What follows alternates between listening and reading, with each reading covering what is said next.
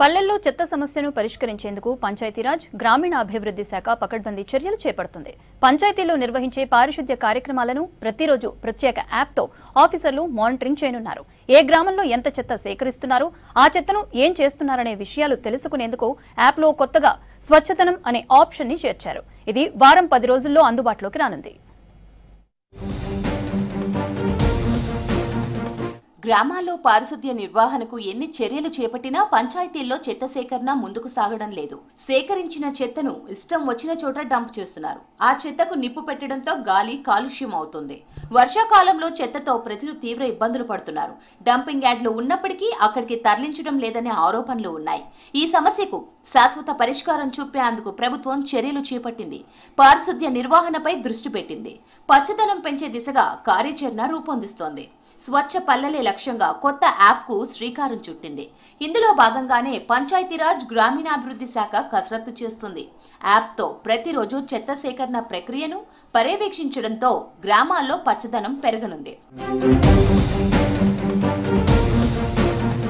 పంచాయతీల్లో పారిశుద్ధ్య నిర్వహణకు ఇప్పటికే యాప్ ఉంది. పంచాయతీ కార్యదర్శులకు మొబైల్ పిఎస్ యాప్ను తయారు చేశారు. అందులో పారిశుద్ధ్య పనులు, చెత్త సేకరణ అంశాలు, పంచాయతీల నిర్వహణ వివరాలను ఎప్పటికప్పుడు అప్లోడ్ చేయాల్సి ఉంది. ప్రభుత్వ మార్గదర్శకాల ప్రకారం కార్యదర్శులు సమాచారం అప్లోడ్ చేస్తున్నారు. అయితే ప్రతిరోజు కాలువలు, గల్లీలను క్లీన్ చేసే సమాచారం ఫోటోలు ఆ యాప్లో అప్లోడ్ చేస్తున్నప్పటికీ కొంత నిర్లక్ష్యం, జాప్యం జరుగుతుందనే విమర్శలు వస్తున్నాయి. దీంతో ప్రభుత్వం అదే పిఎస్ యాప్లో మరో కొత్త ఆప్షన్ అందుబాటులోకి తీసుకొచ్చింది.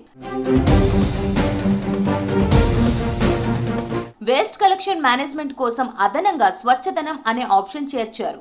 ప్రతిరోజు గ్రామంలో ఎన్ని ఇండ్ల నుంచి చెత్త సేకరించారు, ఎంతవరకు చెత్త పోగైంది, అందులో తడి, పొడి చెత్త వంటి సమాచారాన్ని పంచాయతీ కార్యదర్శులు అప్లోడ్ చేయనున్నారు. పారిశుద్ధ్య నిర్వహణకు మంత్రి సీతక్క ప్రత్యేక చొరవ తీసుకుంటున్నారు. స్వచ్ఛ గ్రామాలే లక్ష్యంగా ప్రణాళికలు రూపొందించారు. అందుకు అనుగుణంగా అధికారులకు ఎప్పటికప్పుడు మార్గదర్శకాలు ఇస్తున్నారు. అందులో భాగంగానే పిఎస్ యాప్లో స్వచ్ఛదనం పేరుతో కొత్త ఆప్షన్ తీసుకొచ్చారు.